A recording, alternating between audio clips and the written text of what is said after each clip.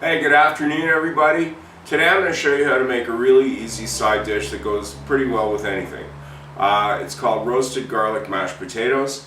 It's really easy to make, and instead of breaking out the pressure cooker, I just thought I'd get a regular pot to show you that anybody can do this if you got a regular pot and an oven safe pan. What you need for this is you're going to need 5 pounds of yellow potatoes. You can use white. I don't recommend baker for this. The yellow come out the best. You're going to need 3 or 4 heads of garlic. Now the reason I buy 4 is I usually use 3 for this, but I buy an extra one because it's cheap just in case one of them's gone bad and you really can't tell until you cut into it. You're going to need some kind of oil, a little bit to drizzle. I have some olive oil. You're going to need for seasoning just some salt, a bit of butter, and some milk.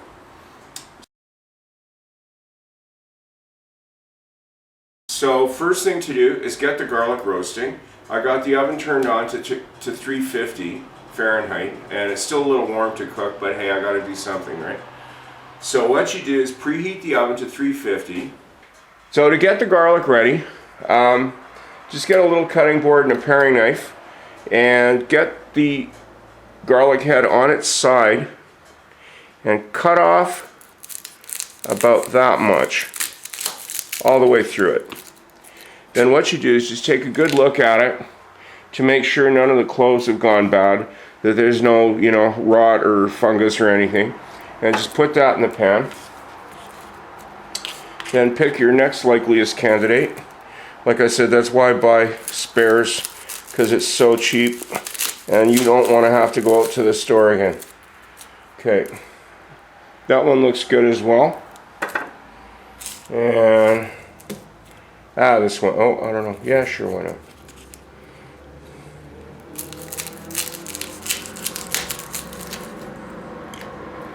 Okay, yeah, that one looks good too. So, place that in the pan. Just sprinkle a little salt on top of each, not too much.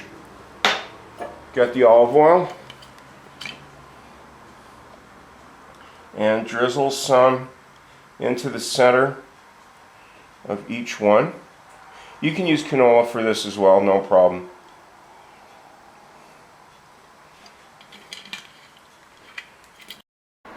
While the garlic is baking, get the potatoes ready. And now just a word for people that are new to my videos. I do everything as if you've never cooked before, okay? So if you know how to make mashed potatoes, just skip this part. If you're a new cook and want to know, just keep watching. First thing you do is just cut the eyes and any bad bits off, okay? And then grab your peeler. I really like this finger peeler. They're available most places. And always peel away from you. And either do it into a bag. I do it into the sink because I have a garburator. Now, if you want to skip a whole bunch of work, I usually make my mashed potatoes unpeeled because there's more fiber and flavor in the skin. But this is for a recipe, so I'll do it right. So once you have it peeled, get a pan of water, halfway full, and cut the potato at least in half depending on the size. Alright, you can just do this in your hand provided you keep your thumb away from the knife. The reason you want to do this is increase the surface area and reduce the cooking time. This is about a good size to do it. If you do it much smaller than that, they'll cook too fast and they'll get mushy. So the peels are gone. Now, you will notice that, I'll just zoom in here. You will notice that the water is quite cloudy. This is the surface starch. So what you do is just kind of mix it up a bit. Drain this off and put clean water in it. So I poured off the water. I'm going to give them one quick rinse here. Now just hold your hand. Whoops. Just hold your hand when you do this because you do not want all the potatoes going into the sink. Now, you want water to cover, but not so high that it's going to take forever to cook. Just add a bit of salt and check on the garlic because I'm starting to smell a bit of a metallic odor. This is a sign that it's starting to cook. So the garlic's coming along.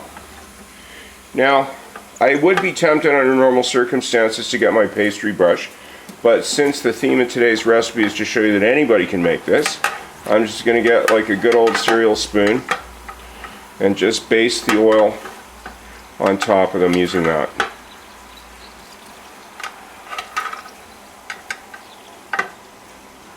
You can hear them sizzling, sort of sounds like birds chirping.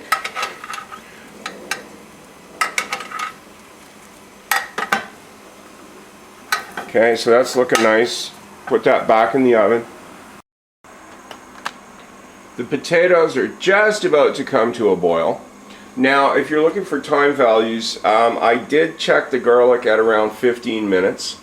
So it's taken about 10 minutes for the potatoes to come to a boil uncovered. And so I'll check on the garlic again.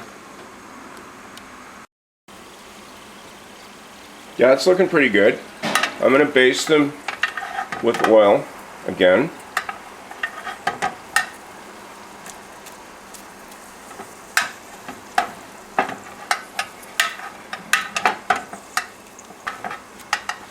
As you can see, they're already partially roasted, so it's been 25 minutes. Yeah, I'd like to give them probably at least another 10, maybe 15 minutes in the oven. Now, by the way, you can make the garlic ahead of time because it does have to cool down a bit. And you don't have to just use it in potatoes, you can use it in roasted garlic, anything. Garlic's back in the oven, time to check on the potatoes. Keep that little paring knife handy. If you've never made boiled potatoes before, what you should do is keep the knife out and stick them often, okay? So the knife only goes in that far at the beginning. So they're not even cooked. Okay, and what you want to do until you get used to making potatoes is just keep the knife handy and stick them every 5 minutes or so.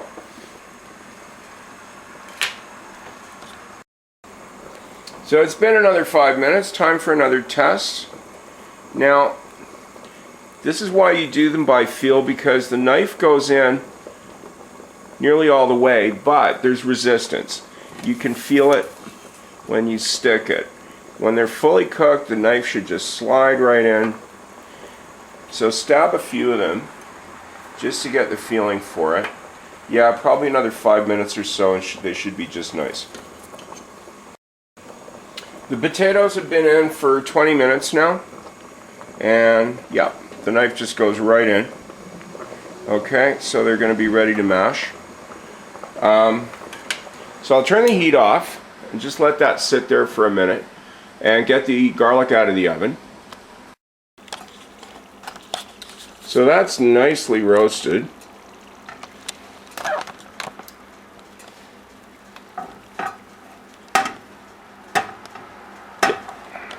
So just let that cool off on the side, and then we'll deal with the potatoes.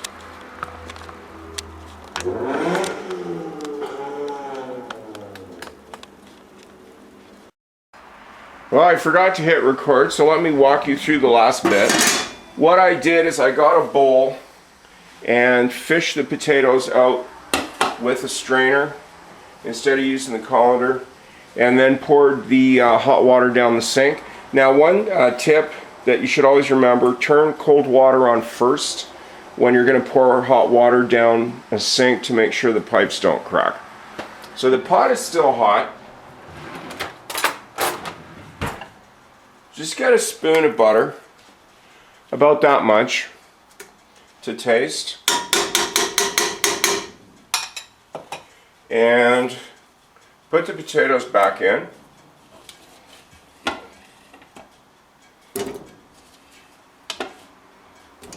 Yeah, and unfortunately you missed the last knife test, but this will have to do. While they were still in the water. See, the knife goes straight through, and you'll also notice that potatoes are starting to flake on the side, which means they're perfectly cooked and ready to mash. You don't want to set them sit in the water too long, or they'll get a watery kind of flavor.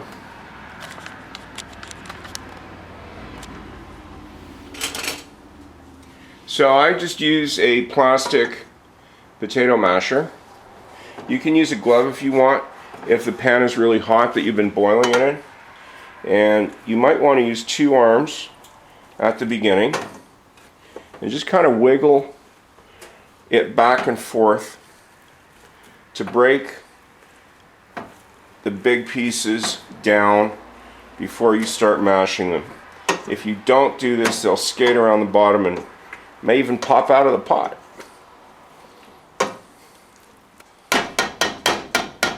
Now this I will keep covered for the time being, just to keep it warm while I work on the garlic.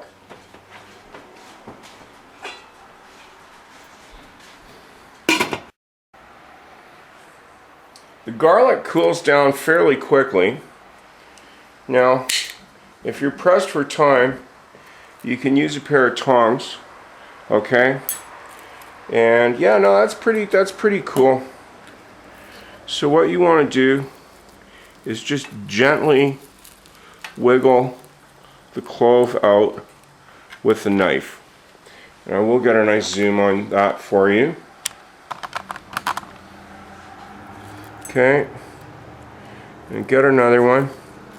If these are roasted correctly and you've basted them frequently, the cloves should just pop right out like that. Like a little roasted garlic flower.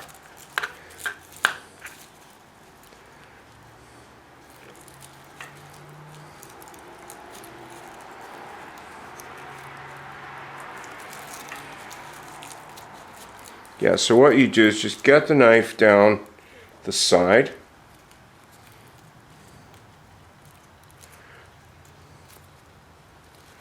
And just kind of cut it at the bottom. And it should just pop right out. Any of the paper that comes off, just get that out. The outside is cool, but I should warn you, careful that you don't make contact with the oil that this has been basting in, because it's still a little warm.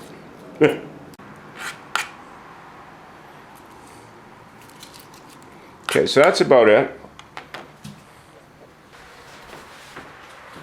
Feel free to lick your fingers. It tastes really good. Okay, so I thought I was going to need a bowl for this, but this is looking pretty clean. I'm just going to mash it a little right on the cutting board. Just in case there's any paper that's stuck to any of the cloves. I want to take that out before it goes in the mashed potatoes, because it does tend to get stuck between the teeth and it's an unpleasant surprise for your guests. Yeah. Look how nice that is, eh? So soft, it just melts with a spoon.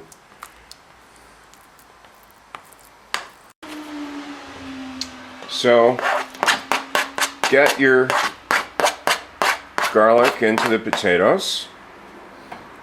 I clean off the spoon right in the potatoes because you don't want to waste any of this.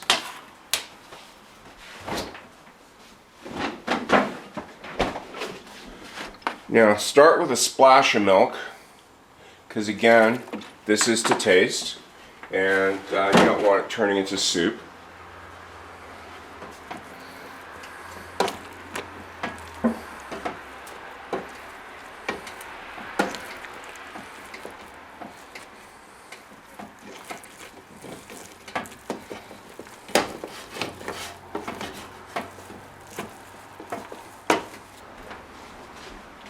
A little more salt.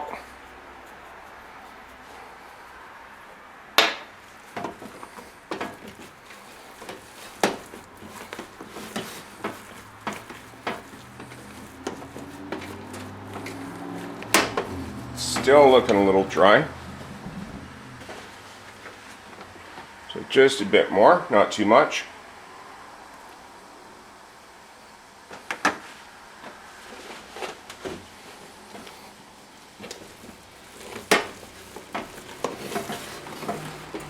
And because these are your mashed potatoes, if they look too dry, by all means, add more milk. But do put it in small portions like that, because there's no way to get it back if you put too much, okay? You're just stuck with it.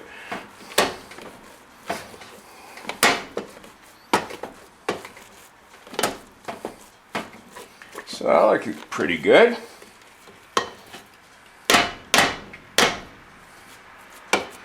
And I will definitely give that a taste.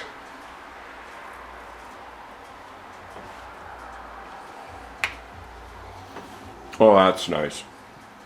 That's really nice.